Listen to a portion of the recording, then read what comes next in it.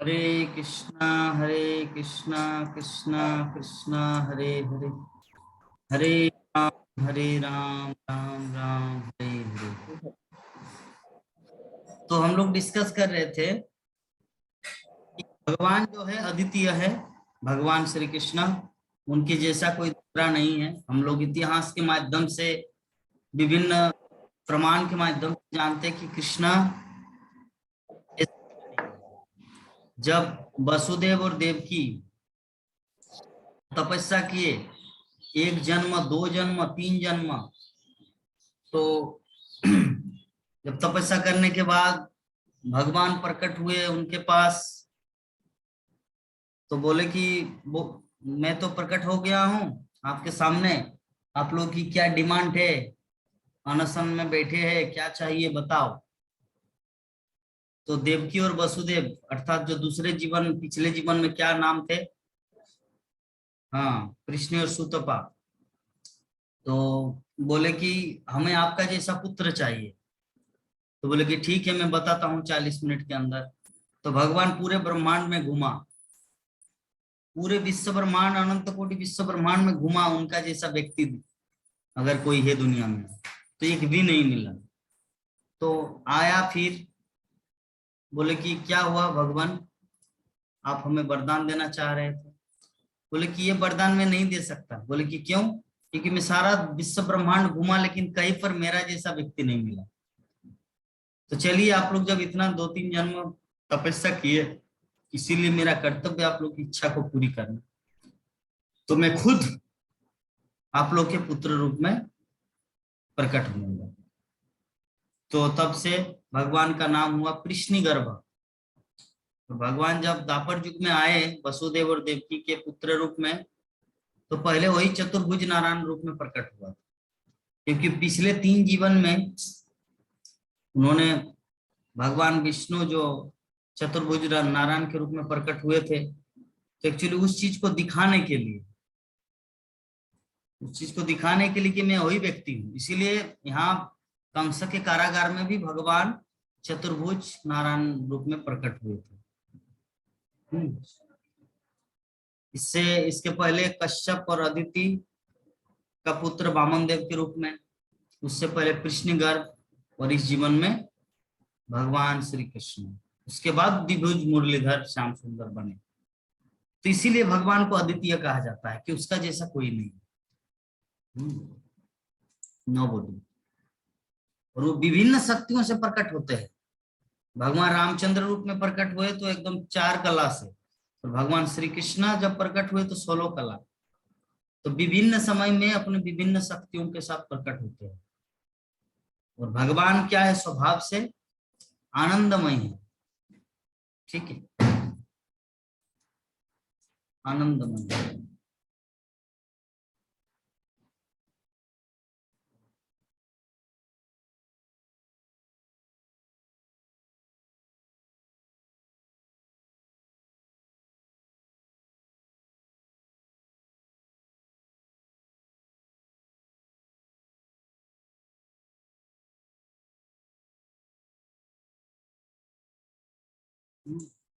तटस्थ शक्ति का अर्थ होता है कि न हम उधर का है, ना इधर का है, हम लोग बीच का है। जैसे जो तट होता है, नदी का तट, नदी का तट वो जमीन पे भी आ सकता है, पानी में भी गिर सकता है। तो हमारी जो स्थिति है उस तटस्थ, आध्यात्मिक जगत में भी जा सकते हैं, माया की नगरी में भी आ सकते हैं, भगवान के धाम में भी जा सकते हैं, माया नगरी में भी भटक सकते हैं। तो ये हमारी इच्छा के ऊपर निर्भर है, हम लोग क्या चाहते हैं। क्योंकि भगवान कृष्ण है कल्पतरु, हमारे हृदय में जो इच्छाएं होगी कृष्ण उसे पूरा करते हैं। इसीलिए इच्छा भी ऐसा होना चाहिए, और इच्छा भी इस तरह पोषण करना चाहिए ताकि भगवान को भी अच्छा लगे। अन्यथा, और ये सब आता है ज्ञान से, जिस तरह का हमारे पास ज्ञान रहेगा उसी अनुसार हम लोग इच्छा प्रकट करते हैं। अगर हमारे पास झोपड़ी है तो सोचते हैं, हे भगवान अगर एक मिट्टी का घर होता। ठीक है, अगर किसी को मिट्टी का घर है, बोलते हे कृष्णा मेरा अगर ईंट का पक्का घर होता, अगर उसका एक घर है तो बोले मेरा 4 तला बिल्डिंग होता, 4 तला बिल्डिंग है बोले कि मेरा 10 तला होता, 10 तला है तो बोलते कि मैं पूरे गांव का राजा होता। इस प्रकार ये जो इच्छाएं हैं अपने फिलोसॉफी, अपनी ज्ञान के अनुसार हम लोग प्रकट करते हैं। इसीलिए हम लोग अपने जीवन में इस तरह का ज्ञान अर्जन करना है, ताकि जो इच्छाएं हम लोग चाहते हैं वो कृष्ण को भी अच्छा फील हो। हाँ भाई, ये जो इच्छा कर रहे हैं ये जरूरी है, ये मैं भी इसको रिकमेंड करूंगा। कुछ कुछ चीज होते हैं ना, भगवान को बाध्यवश देना पड़ता है। जैसे पिता, बहुत सारे ऐसे बच्चे होते हैं जो सब कुछ खाना चाहते हैं। जैसे एक मेला में एक बेटा, एक बच्चा अपने पिता के साथ घूमने के लिए गया, तो पिताजी को पता, ऐसा नहीं कि मेला उनको ले गया मतलब उनको भूखा घुमा के ले आए। पिताजी का प्लान है कि उनको कहाँ पर खिलाना है, कहाँ पर थोड़ा रेस्ट कराना है, कहाँ पर घुमाना है, पिताजी को पता है। लेकिन बच्चा अगर मन ही मन, चंचल मन सोचे, हाय रे मेरा पिताजी समोसा नहीं खरीद दे रहे, मेरा पिताजी मुझे बर्फ गोला नहीं खरीद दे रहे, मेरा पिताजी मुझे सोन पापड़ी नहीं खिला रहे, तो मन ही मन बहुत भटक सकता है, बहुत कुछ सोच सकता है। लेकिन रियलिटी जो है, वास्तविकता जो है, पिताजी को पता है कि कितना खाना चाहिए, शरीर को पोषण करने के लिए कहाँ पर खाना है, कौन से होटल में जाना है, कौन से रेस्टोरेंट में खाना है, पिताजी को पता है। लेकिन अगर बच्चा मन ही मन ये सब सोचे, ये मिलता तो अच्छा होता, वो मिलता तो अच्छा होता। तो एक साधारण पिता और पुत्र के रिलेशन में क्या होता है, पुत्र कुछ चाहते हैं हृदय में, तो पिता को पता नहीं चलता जब तक वो बोले ना। लेकिन हमारा कृष्ण के साथ जो संबंध है, भगवान परमपिता, हम जो उनके जीवात्मा अर्थात हम जो पुत्र है, हम लोग अगर भगवान के सामने नहीं भी बोलते हैं ना, तो कृष्ण को पता रहता है कि इनकी क्या इच्छा है, इनका क्या डिमांडिंग चल रहा है। इसीलिए भगवान पूरा कर दे, चलो आइसक्रीम खाना है खाओ, समोसा खाना है खाओ, गुलाब जामुन खाना है खाओ। तो ये सब दो, ये एग्जाम्पल के माध्यम से एक चीज समझना है कि पुत्र को, उस बच्चे को ऐसे होना चाहिए कि मेरे पिता जो है वो मेरी रक्षा करेंगे। वो हर स्थिति में जितना, जहां पर जो नीड है, आवश्यक है, वो हमें भरपाई करेंगे। तो अगर ये विश्वास रहे तो वो आनंदमय जीवन जी सकते हैं, एक भक्त आनंदमय जीवन जी सकते हैं। ठीक है, तो ये चीज को हम लोग को गहराई से लेना है। तो ये सब, तो अभी दूसरा प्रश्न ये आ सकता है कि वो जो बच्चा है, कि उनको पूरा विश्वास रहेगा कि कृष्ण हमारी रक्षा करेंगे, कि मेरा पिताजी मेरा सब कुछ टेक केयर करेंगे, तो ये सब उनको पता कैसे चलेगा? एक भक्त को पता चलेगा श्रीमद् भागवतम से, विभिन्न पुराणों से, भगवान क्या क्या लीलाएं की है, जीवात्मा की जो जो इच्छाएं होती है भगवान कैसे उनको पूरा करते हैं। तो ये कब कैसे आएगा? जब हम लोग भगवान की लीला कथा को श्रवण करेंगे, उनको सुनेंगे, तब हमारे अंदर में भी उसी तरह की इच्छा जागृत होगी। ठीक है, तो भगवान का जो शरीर है, अंदर और बाहर दोनों एक जैसा है, और हमारा शरीर अलग अलग है। हमारी आत्मा अलग है और हमारा शरीर अलग है। शरीर अलग है, आत्मा अलग है। क्योंकि जब जाएंगे, हम लोग मर जाएंगे, तो घर वाले क्या बोलेंगे? ओ बाबा गो কোথায় চলে গেলে আমাকে ছেড়ে, ओ बाबा रे। तो इससे पता चलता है कि हमारा दो रूप है, दो शरीर है, शरीर अलग है, आत्मा अलग। क्योंकि वो शरीर तो वहीं पर पड़ा रहता है, ये ऐसा तो नहीं कि शरीर के साथ आकाश में उड़ गया, ऐसा नहीं, शरीर वहीं पर पड़ा रहता है। কত টাকা দিয়েছিলে জীবনে, कितना रुपया दिया था, ओ बाबा गो, कितना करके सुर से गाते हैं माता जी। प्रभु जी लोग नहीं गाते, माता जी लोग गाते हैं। ठीक है, जब कोई मरता, तो हमारे दो शरीर है, लेकिन भगवान का दो शरीर नहीं है, भगवान का एक ही शरीर है। वो सशरीर में सधाम गमन करते हैं। ठीक है, इसीलिए भगवान को कहते जन्म कर्म चम दिव्यम ट्रांसेंडेंटल। भगवान की जो लीलाएं हैं वो दिव्य है। ठीक है, तो जो इसको जानता है वो इस दुखमय संसार को त्याग देता है।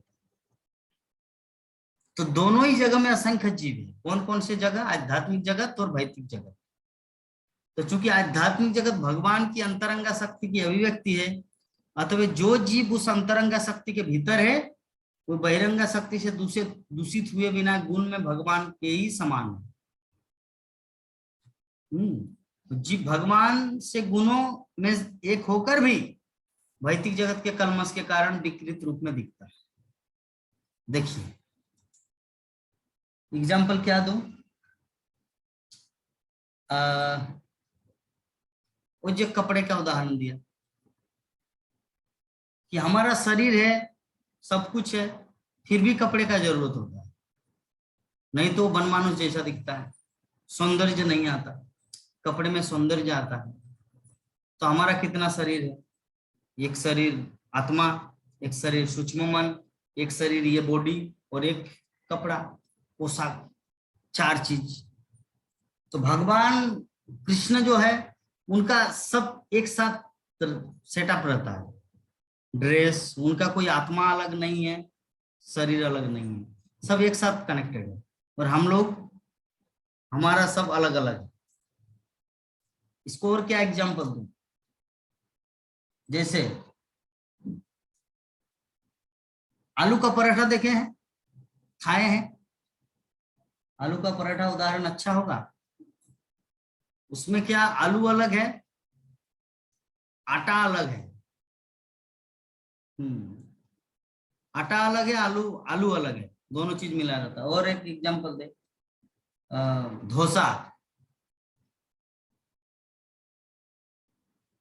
ठीक है, आलू चप का उदाहरण दे देते हैं, सबसे बेस्ट, क्योंकि वो मुझे प्रिय है। बेसन अलग है आलू अलग है। अंदर है आलू, बाहर है बेसन, दो अलग अलग चीज, लेकिन अभी एक हो चुका है। कैसे? तेल के माध्यम से। तो तेल को आत्मा मान लिया जाए, ठीक है, जो दोनों शरीर को जोड़ के रखा है। अगर तेल नहीं रहता तो आलू और बेसन एक साथ रहता नहीं, तेल के कारण वो पूरा आलू चप बन गया, गरम तेल के कारण। तो हमारा जो शरीर है ना, आत्मा अलग है, शरीर अलग है, लेकिन जब चेतना होता है, आत्मा की जो चेतना, उसके कारण दोनों एक साथ हो जाते हैं। जैसे चेतना लुप्त हो जाते हैं, वो दोनों अलग अलग हो जाते हैं, चेतना के द्वारा ये एक साथ है। तो जो भी है, बोलने का भाव क्या था कि कृष्ण और हम में अंतर क्या है कि हम लोग अपना रूप को बदलते हैं, जबकि कृष्ण अपना रूप नहीं बदलते। जैसे माता जी और प्रभु जी, माता जी कितना साड़ी पहनते, उनका 50-60 साड़ी है, रोज एक एक नया नया पहनते, लेकिन मैं वही ड्रेस, मैं अपना रूप नहीं बदलता। और माता जी रोज नई नई साड़ी में आती है, तो अपना रूप बदलते हैं, मैं अपना रूप नहीं बदलता। ठीक है, कन्फर्म, क्लियर हुआ?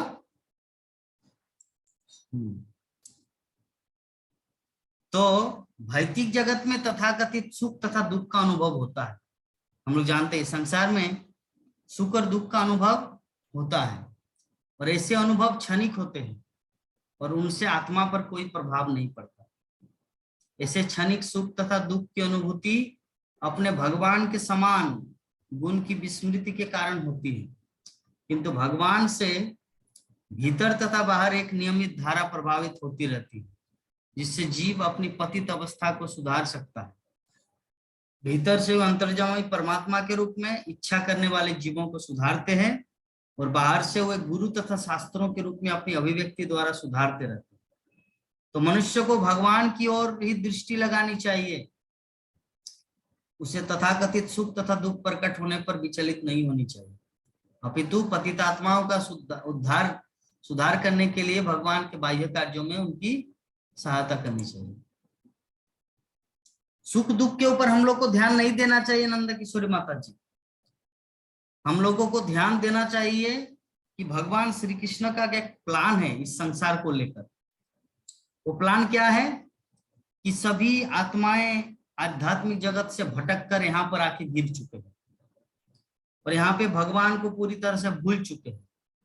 तो कैसे इनको उस भगवान कृष्ण से मिला दो, तो ये कार्य हम लोगों को करना है, अपनी अपनी कैपेसिटी के अनुसार करना है। जिसकी जो योग्यताएं हैं, कोई राज्य में प्रचार कर सकता था, कोई देश में, कोई सारे देश में, तो कोई पूरे विश्व में।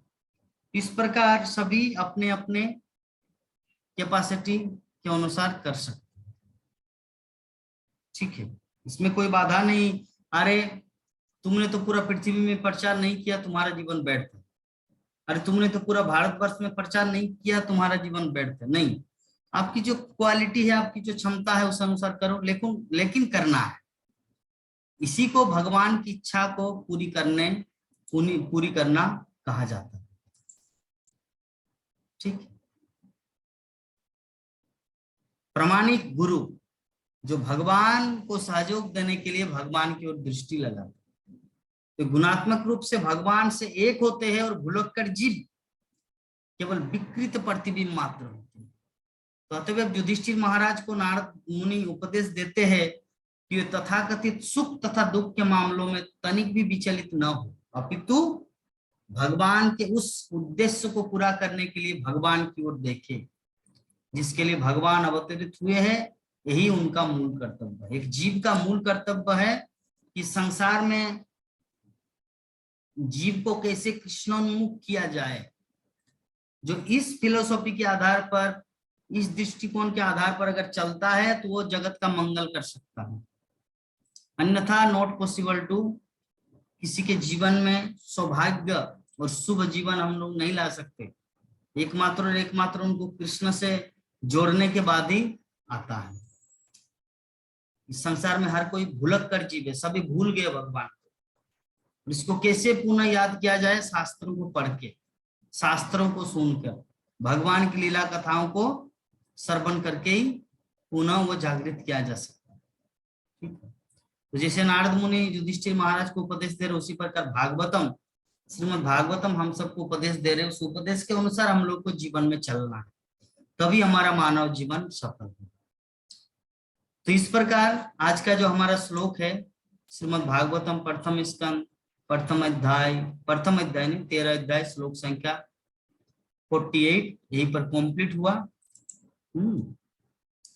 तो किसी भक्त का अगर किसी तरह का कुछ प्रश्न हो, नंद किशोरी माता जी कुछ प्रश्न है आपका? Any question? हाँ, कह रहे थे हरे कृष्ण प्रभु जी बोल रहे हैं, ये आदमी मरता है तो रोता है लोग, तो क्यों रोता है लोग? आसक्ति के कारण। आपका घर में कुत्ता मरने से भी आप तो रोएंगे। आप 1 महीना उस कुत्ता के साथ रहिए। जो लक्ष्मी गई थी उज्जैन, तोता था ससुरबाड़ी में, बोली कि मैं कैसे तोता को छोड़कर आऊं मायापुर धाम।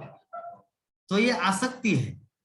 जहां पर जिसके साथ आप कुत्ता हो, बिल्ली हो, पशु हो, पक्षी हो, आसक्ति हो जाता है।